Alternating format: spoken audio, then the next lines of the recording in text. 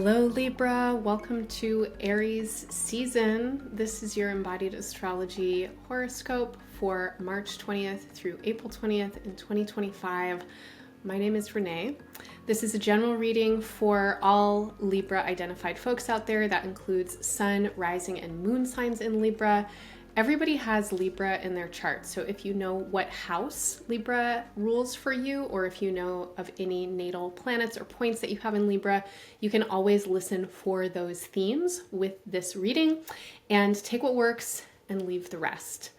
I am not going to offer you a prediction. I'm going to offer you an energetic kind of map for the season, tuning in with what I'm feeling come through your energy body and archetypal expressions, and some somatic tools, some work that you can do with your body, with your breath, with your felt sense to align with your highest potentials and also to stay centered and connected to your resources through the challenges in this season ahead. So Aries season begins with the vernal equinox, and Libra, you may know that this is exactly the opposite time of year that your season begins. Aries and Libra are two opposing signs. That means that they are two sides of the same coin, and that is what happens with polarity and opposition. You may think that Aries is your total opposite, but actually Aries is a really important energy for you, and it is a reflection and a mirror, similar to the ways that Libra is often said to be a reflective and mirroring kind of archetypal energy. Aries is that for you. So where Libra is representative of the balance in relationships, of the capacity to regulate and moderate and kind of pacify the self-centered aggression and kind of egoism that can definitely happen for all of us, including Libras in relationships. Aries is the energetic pattern of differentiating, of recognizing that we are our own people and other people are their own people. And when we are empowered, when we feel our own sense of strength and sovereignty, that is actually when we can be most accountable to our interdependence and relationality. And so in order for Libra to really manifest and embody its highest vibration and potentials, Aries as an energetic state needs to be deeply known and integrated.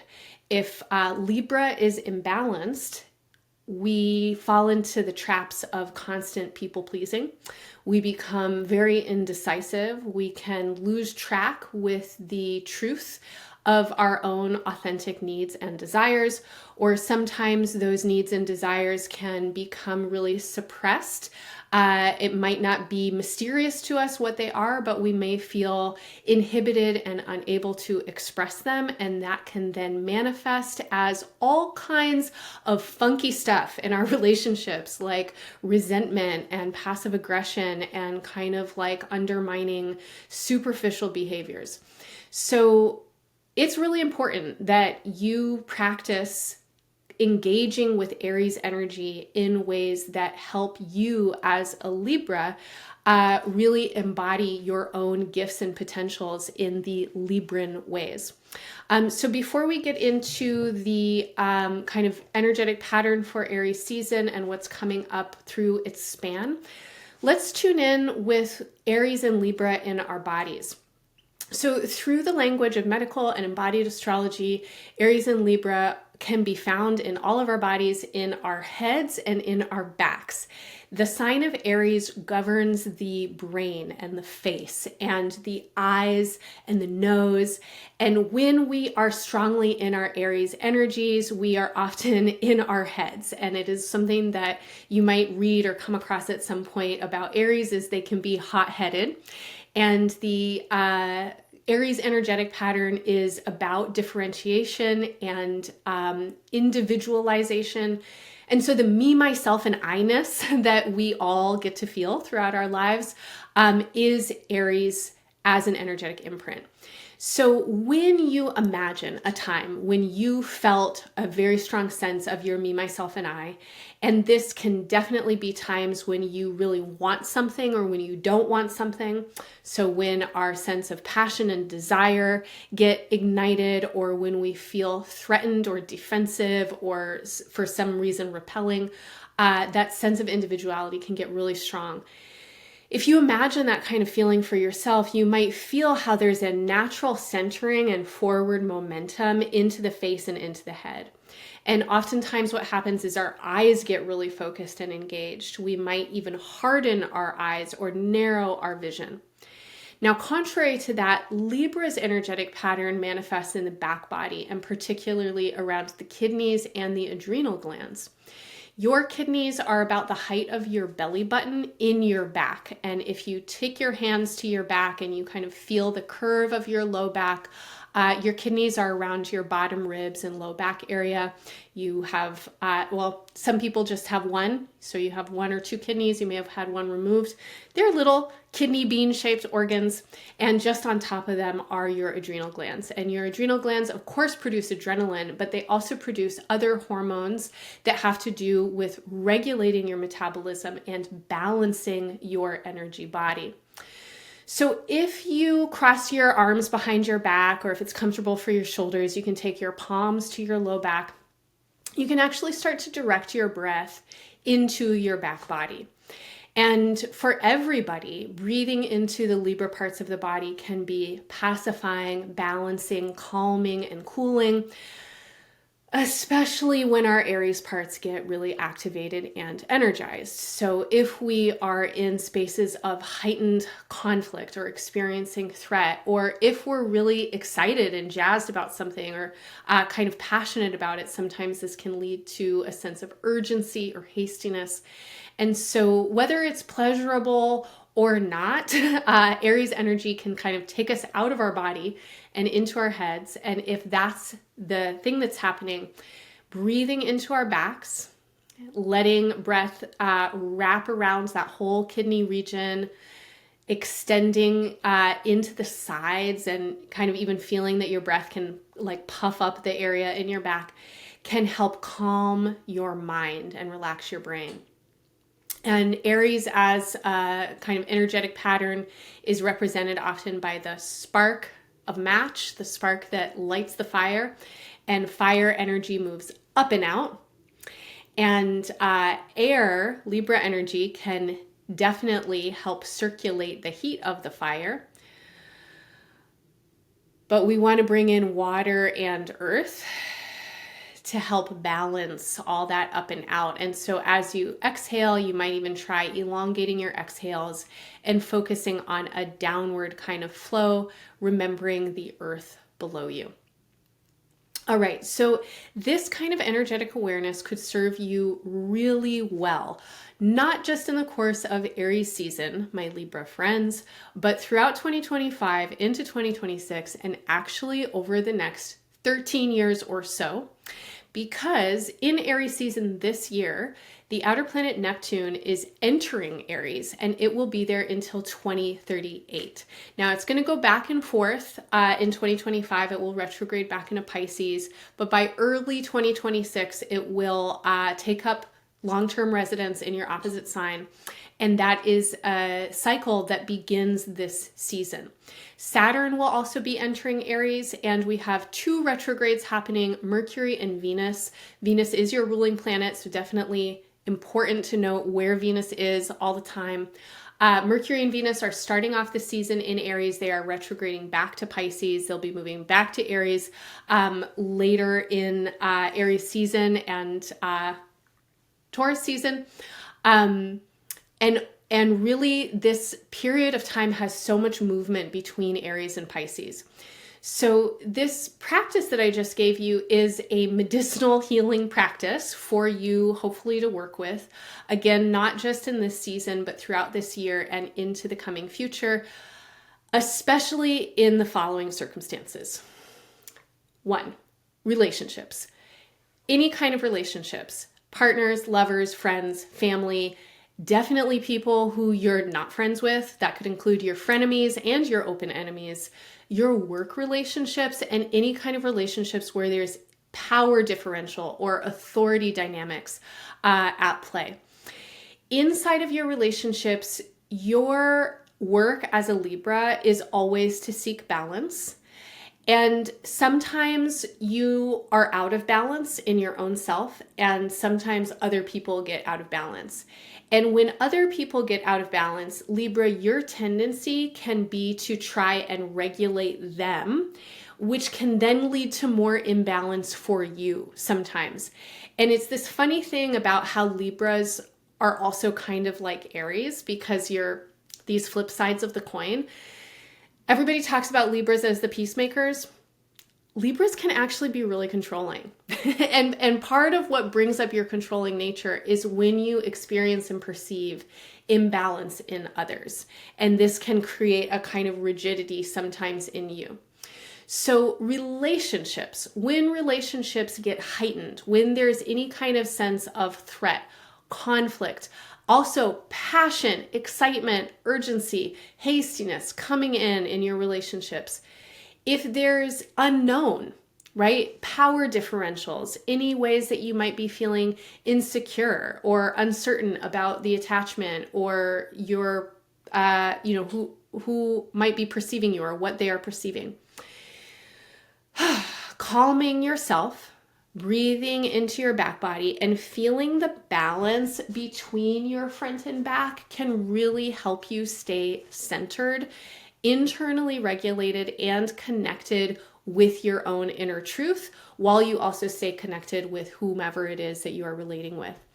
And it's really in this balance place between your kind of eye feeling, forehead and eyes, and then this back body feeling, which to me often helps me feel just my sense of larger relationality with the environment, with the world, with guides, guardians, ancestors, and also just with my kind of self-protection. And so if we go too far into our backs, right, then we can become more retreating and ambivalent and passive in our energies. But if we're too far in the front, then we can get into more like control, aggression, urgency, etc. So part of your work right now is to stay balanced in your own energy, and working in your body can really help you do this. Now, it is a really interesting thing how Aries and Libra just exist in everybody, and we are always mirroring each other. So we have mirror neurons. We are sensitive and perceptive in ways that go beyond the classic five senses. And when one person does something, often another person will too, and they might not even know it. So this is like how yawns pass through a room. So if you are dealing with people who are out of balance, part of what you can do to help them regulate is to regulate yourself. And this is a little bit of a hack or a trick for not getting overly controlling, not becoming excessive in your own kind of Aries Libra dynamic where you might feel a kind of way because of somebody else's energy. When you regulate yourself, you also communicate through energetic transmission co-regulation to others. Now, especially if you share the information in some way, this can be effective. And clearly, it's going to depend on the person and the context and how open they might be to this kind of information. But something like, hey, could we just take a breath together? Can be a really effective way to just take a breath together. And in that, there's some calming down. Or, hey, like, I noticed that you're not making eye contact with me and you feel a little bit far away. Like, can we just meet each other's eyes as we take a breath together? Could help someone come a little bit more forward if they've become more withdrawn. So I want to invite you to play around with that practice, see how it might work for you, and then experiment and explore in Aries season, because there's a lot going on in the Aries Libra polarity. And there's also a lot going on in parts of your chart that have to do with the ways that you are engaging your own energy towards your path, towards your purpose in your body that also really need you to stay regulated and balanced, and to maintain a kind of activity and intentionality around your direction and what it is that you want to be doing. But also to work in ways that are not overworking and not working in misalignment with your own needs and your own truth. Okay, so March 20th, Aries season begins. The first 10 days of Aries season are bringing a lot of energy and activity into the sign. The feeling that I have for this period of time is that a lot of us really need to be doing this kind of inner work around balancing polarities and oppositional awareness. Polarity is creative, it is dynamic, it is sexy. It is also something that can become really heightened and engaged with in conflict and through othering. And so when we feel ourselves kind of bracing or hardening around like this sense of self and other being opposed, working with breath, working to regulate, working to calm inside of ourselves can help us find the middle ground. As we work to regulate between polarities, there is evolutionary kind of transcendent potentials coming through. Neptune will be entering Aries on March 30th. The last time Neptune entered Aries, the Civil War began. I'm not saying that to freak anybody out. You know what time it is in the clock of the world. You know that there is a lot of division, a lot of conflict, and a lot of heightened aggression and emotion and actual war and warlike energy. I think you also know that there are lots of potentials to do something differently. And just because something happened last time doesn't mean it needs to happen in exactly the same way this time. There are so many people who are wanting to organize around different types of outcomes and futures for ourselves and for our planet. And it feels to me that this is a really powerful time to be doing some kind of organizing work. Consciousness creates material, right? How we think about things has everything to do with how we behave and the decisions that we make and what we actually build with our lives. So when we are able to regulate inside of heightened emotions, that is revolutionary. That is evolutionary. If you are involved in any kind of leadership activities or potentials, and many of you are, and this could include leadership inside of your relationships where you are feeling like, okay, you know what? We need to turn the page on a chapter. I'm ready for something new. Some of you are leaders inside your own families. You might be parents. You might be the kind of odd one out in your family and really opening up space for things to be different. You might have leadership potentials in your job or your vocation or some kind of role that you serve in your community. Some of you are really expanding into some new potentials, particularly around teaching and learning around this time. And many Libras are artists, and you are in some kind of leadership with your creative vision.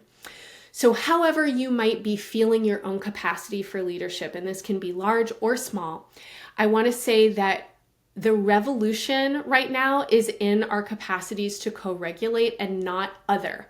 How do we engage with our differences and with our conflicts and with the stuff that actually needs to get worked out in ways that are not trying to annihilate one another, in ways that don't keep us constantly armed and gripped and defended?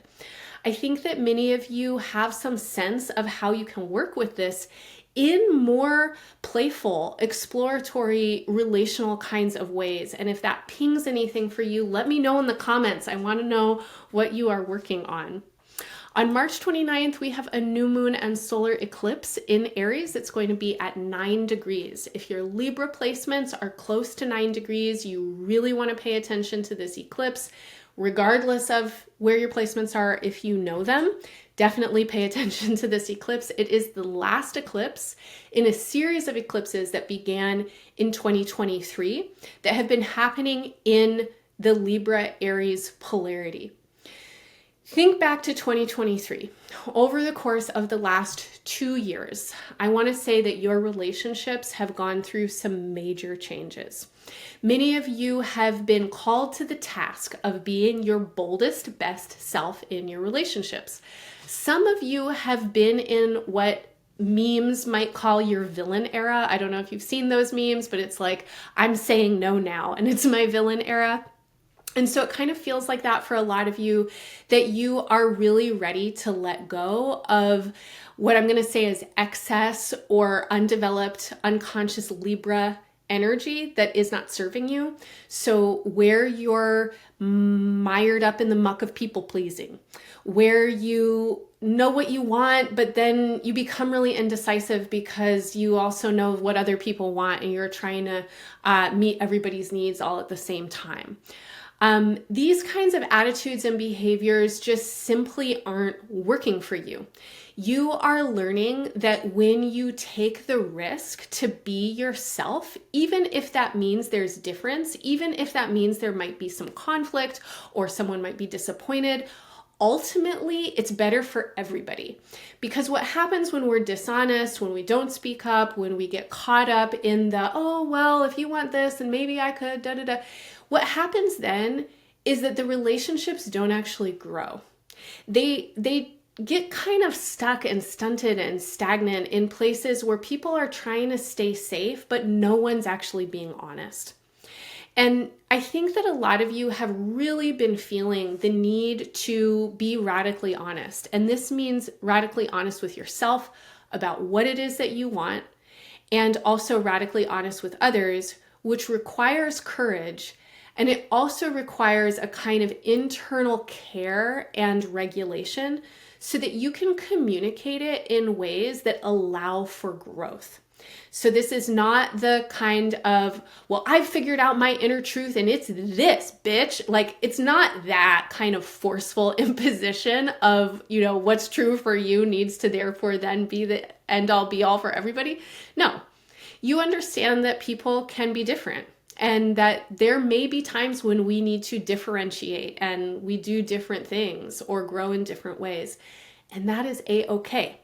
And the more that we can become strong and centered in our own capacities to care for and regulate ourselves, the more we can give each other support and space and applause for differentiating and self-actualizing.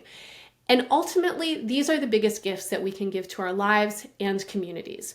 When we really show up for ourselves, and when we're honest about who we are, and when we give our true gifts, that's giving the most that we can to our lives and to the world. That allows us to be the most accountable, the most responsible, and the most committed deeply to our relationships. We are going to stay in the relationships where we feel like we actually get to exist and thrive, right? We don't want to be in the relationships where it feels like we have to stay small and be the same as everybody else. So this new moon and solar eclipse is marking the end of a cycle of these last 2 years or so, where many of you have been making big changes and bold moves in your relationships. And at least on a subtle level, you have been realigning and reorganizing in the ways that you relate. And I think that your relationships and the people you're relating with are also changing. And you might find that you are in relationships with people who are also making bold moves, who also really want authenticity and honesty and courage and a sense of liberation in the ways that we are relating. Now, during this time, there's a kind of feeling of uncertainty about how we might be moving forward with something. And I think that a lot of you are in the midst of some kind of decision-making process. Now, this decision that you're trying to make could be decisions about your relationships themselves. A lot of you are trying to make work-related decisions right now, and so there might be some kind of orientation towards a path of growth or what you need to do next. There could be a sense of what are we doing next in the path of growth with a particular relationship. And at least on a subtle level, there's a feeling, I think for many of you of, you know what, this is my life. I need to show up for it. And some kind of rebalancing needs to happen so that I can take care of myself and take care of, my soul's journey to the best possible extent. And your soul's journey is something that is between you and you. You know the feeling of who you are. And this is a feeling that has been present for you since the day that you arrived on this planet. This is a feeling that is timeless. It is infinite. It is so much bigger than any job description or relationship role that you're ever going to have. It is way bigger than any kind of identity politics. This is about the feeling of your spirit and what you are here to manifest in this lifetime, in this timeline, as a vibe, as an influence, and potentially as very real actions and legacies. But it is not about the action only. It is about the energy that you are giving to the world. And you are feeling something right now that I'm going to say is enormously transformative. And I think for a lot of you, really emboldening and motivating, but it could also be kind of confusing, particularly when it comes to certain dynamics that you might have in relationships, or in the ways that you put yourself out just as a person in the world. And it feels to me like a lot of you are experiencing big identity shifts at this time. And the sensation here that I'm getting is who we are is always evolving. And even though there's this sense of, you know who you are, you've known who you are since you were born, there are also periods in our life when those messages and those feelings become clearer. And it's almost like we remember something that we already knew, but maybe we've forgotten for a while. And that's the feeling I'm getting for you. There's this sense of, oh, this is who I am. Oh, this is how I am. Oh, this is what I want. And as we move into the month of April, I think that a lot of you are really needing to change some things. Now, I don't know what specifically you need to change, but it feels like the change is happening in a lot of details. And there might be aspects of your day-to-day life, your rhythms, your jobs, your responsibilities, how you're taking care of everyone and everything around you that really need to shift. There might be aspects of your health and your sense of embodied awareness that really need to shift. You might need to take care of your space in different ways so that you can take care of your body in different ways. Now, ultimately, we're only going to be able to feel as good as our environments allow us to feel, support us to feel. And we are living at a time when the environment is in deep peril. And there's a lot that is breaking down and a lot that needs a lot of care. And I think that many of you are having this sense of remembering who you are as part of something that is much bigger than you. And I'm going to say it's collective and it's environmental. And some of you might even resonate with the word spiritual. You are part of a larger spiritual awakening. Just see how that lands for you. See how that resonates. Make the meaning that's meaningful for you, okay? If it doesn't resonate, use your own language. But it does feel like there's something awakening in your spirit about a larger sense of purpose that you are actually really in service to and want to be in service to. And that needs to manifest differently in the ways that you are putting yourself out in the world, in the contracts and agreements you're making around your relationships, and in all the ways that you are working in the world. Now, by the time we get to the full moon in Libra on April 12th, this is the day that your ruling planet Venus is stationing direct in Pisces. I think a lot of you are gaining a ton of clarity. And mid-April is a really interesting time for Libras. It feels like there are big shifts coming in. And these are shifts that are multi-dimensional and multi-layered. Ultimately, they are shifts that are happening for you in your own consciousness, in your own awareness. And these are shifts that are probably happening because of what's happening in your environment and who you are connected with. These are shifts that are going to be wanting to change the landscape of your life. And over the course, I'm going to say of the next month or so, until mid-May, these needs for change are landing for you. So they're not all going to come at once, but by middle of May, I think a lot of you have reoriented and reorganized and restructured and reprioritized and revisioned all kinds of different things.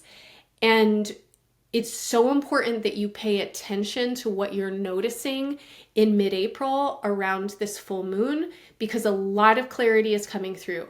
And if conflicts emerge, if relational dynamics feel heightened, trust that whatever is surfacing actually really needs the air. It really needs to be talked about. It really needs to be looked at. So don't be scared of it, but do work with your internal regulation. Breathe into your back body. Try and relax your brain. Don't let other people send you into your own space of imbalance or rigidity or clutching or leaving yourself. As much as possible, encourage them to take a breath and regulate with you so that everybody can show up to the table with as much honesty and integrity as possible. The last week of Aries season, we have a lot of fire energy coming into the charts, and there are exciting new opportunities opening up for you, particularly in the relational realm. Some of you are meeting new friends. Some of you are making new plans with old friends. Some of you feel the direction of your life flow really getting catalyzed in some new and different ways, heating up around some future feeling opportunities. If there are opportunities for you to be collaborating, I think these are good ones. And the best collaborations that are going to have the most efficacy, brilliance, and longevity are the ones where you are really showing up with your honesty, with your boldness, with your courage, with your integrity, and with the willingness to grow and evolve towards what I'm going to say is your spiritual purpose. Okay, Libra, so I hope that any or all of that feels supportive for you. If you enjoy the way that I work with astrology, come hang out with me in Somatic Space. That is a weekly class I offer online every Monday from 8 to 9:30 a.m. Pacific. You can always catch the recording if you can't attend live. We work with the astrology of the week ahead through movement, meditation, guided visualization, and having fun. We play with astrology, try and tune in with it through our bodies. I always feel so supported by these classes. They make me feel really good in my mind, body, heart, soul, and spirit, and they equip me for the week ahead. So definitely check those out. I also want to invite you to a special embodied astrology event on March 22nd. This is a conversation with the astrologer Laura Chung, who is also a researcher of revolutions, and she is going to be joining me to look at the astrology of revolutions. We're going to be looking at the past in order to understand the present and the possibilities for the future. And especially for those of you who are interested in the evolutionary, revolutionary possibilities of this time, I think this will be a really interesting conversation. Embodied astrology always has stuff going on. We have engaging conversations like the one with Laura. We have classes, workshops. We have monthly deep dives for our members. We're also a virtual learning space, and there is a vibrant, lovely community of people who are really interested in creative, experiential, embodied ways of working with astrology. And if that sounds interesting to you, I hope you will check us out. All the links are in the show notes. Make sure to like, subscribe. If you love this work and want to support us, the best way to do that is to share it with somebody. So please share this horoscope with a friend who you think might enjoy it. And your donations, of course, are always so appreciated. Your memberships help sustain the ongoing free offerings such as this. So find the links in the show notes. All right, Libra, I'm wishing you all the best in Aries season and beyond. Bye for now.